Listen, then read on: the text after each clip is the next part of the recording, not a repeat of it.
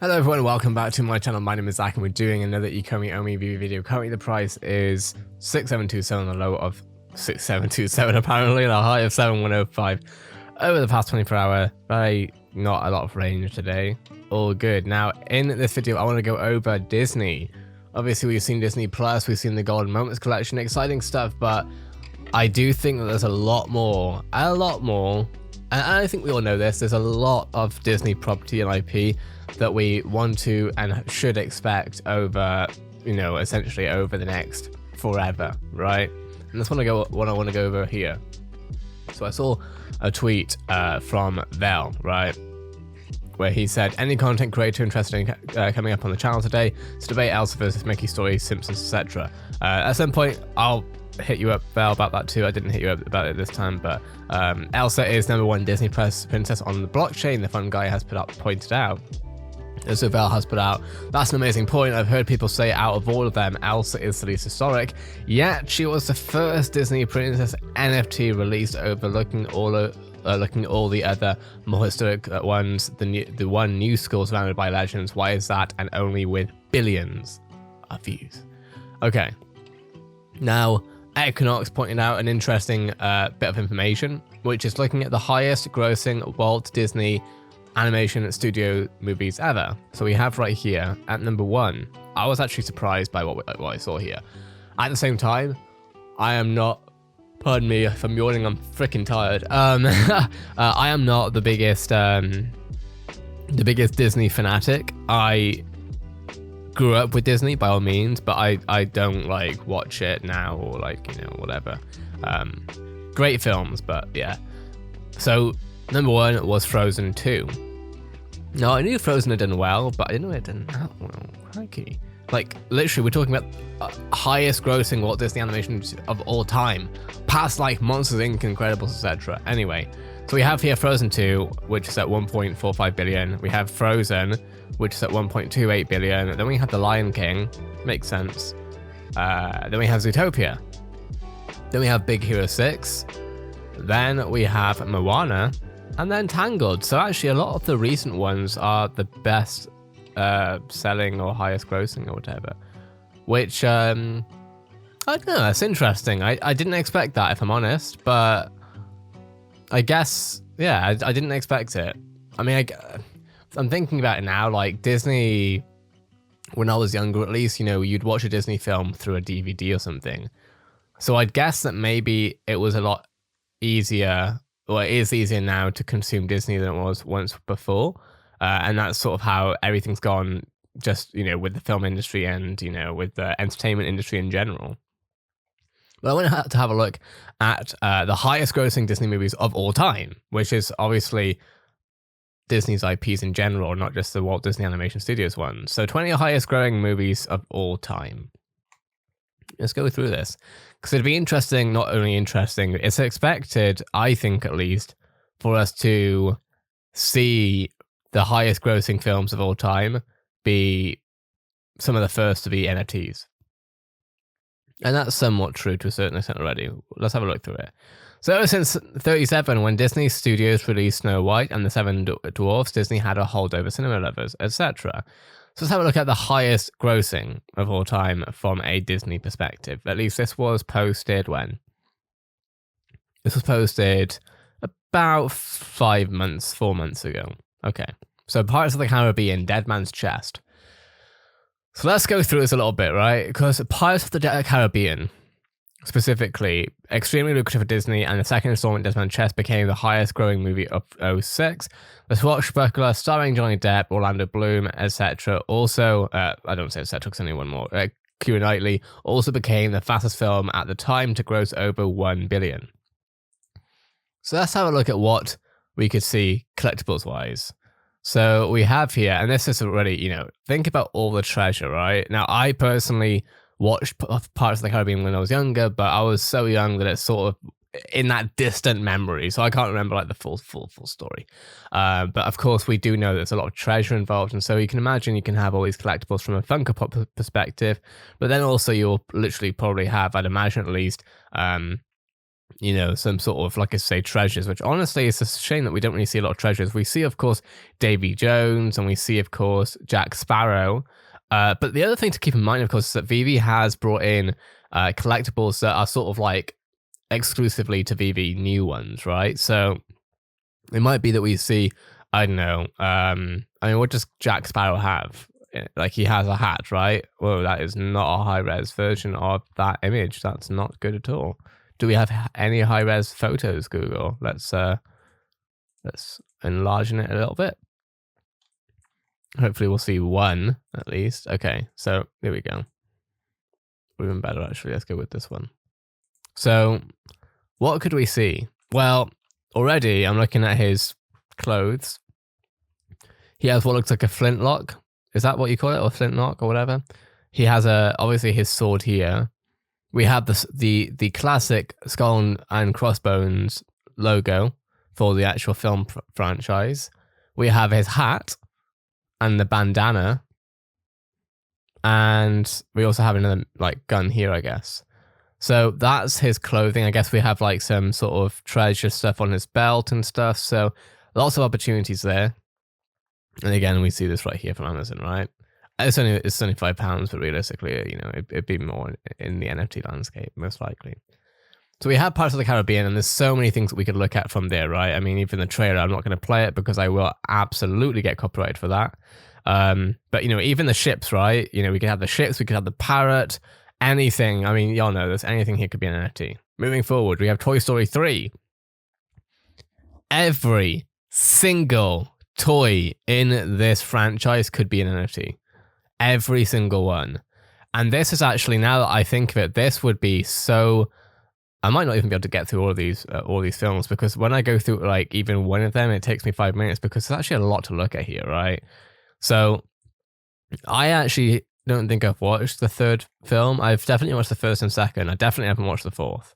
That looks creepy as hell, though. Either way, though, like, look at all the different items in this room, right?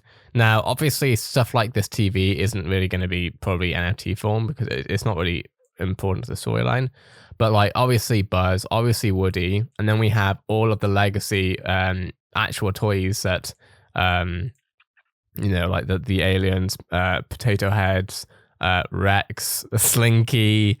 It's, you know, I say this with some sentiment, because you know, I grew up with Toy Story. So yeah, we could have like, and you could even have like the different bits. Like, you could probably put together the collectibles, like, for example, the Mr. Potato Head and Miss Potato Head. You could put that together on like the AR thing and like make it an actual toy thing. That would be huge. Then we have Toy Story 4, which obviously similar thing. Star Wars.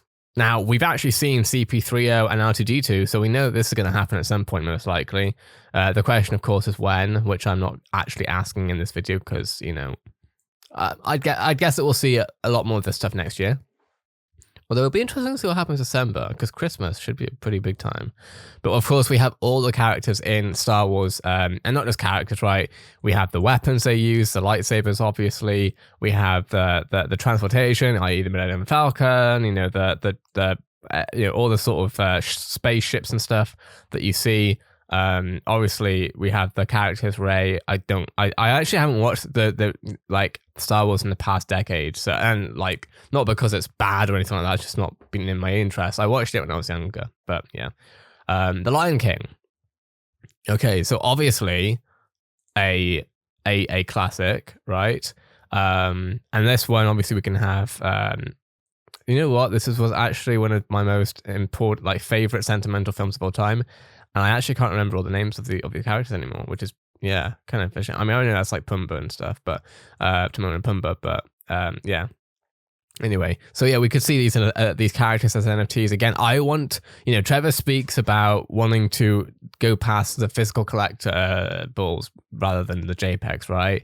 I want to be able to use my phone to have the Disney characters singing the most iconic songs to that, you know, to each film on my desk. I want children to be able to have the same thing. Like, when I was 7 or 8 or 6 or however old I was when I was watching these films, if I was able to have it on my phone or an iPad or something, and like have the characters actually sing, sing the song and do a dance on my desk or on my bed or whatever it may be when I was younger, like that would have been in every single kid's toy collection. Which, when we're talking about toy collection, we're talking about their app, which would likely end up being maybe on their parents' app, or it might even be that this becomes so popular that parents end up actually buying their kids a phone just for this specific purpose, or an iPad, right? So, a lot of kids have iPads now, I know. So yeah, there's that. Then we have Captain Marvel, right? So okay, if I get copyrighted for that one clip, I'm gonna be so pissed off. I can see it happening either way. So I don't know enough about Captain Marvel / the Marvel films anymore, but obviously there's going to be a lot of collectibles that can be done right here. Even like, did I see Thor's hammer there? It looked like. So yeah, obviously like, and I want to be able to actually have these characters doing these animations in real life, like in the AR part of the app. I think it's very much possible. It's just not going to be easy. But that's up to VeVe. That's up to the company at the end of the day. And then we have Captain America Civil War again. We've seen Iron Man, etc. So wouldn't be surprised. And then of course we have Iron Man 3. Then we have the Incredibles again. I want to see these lot in NFT format. And the other thing is that we've already seen some of this already in VeVe, but like, for example, the Disney Gold Moments collection, it would have been really cool to see not golden NFTs as well. It would have been really cool if we could have actually seen like colorized NFTs, because in a way, the gold ones that we have right now, they are really cool, but I don't even know how much they would even be that, as compared to like the original coloring.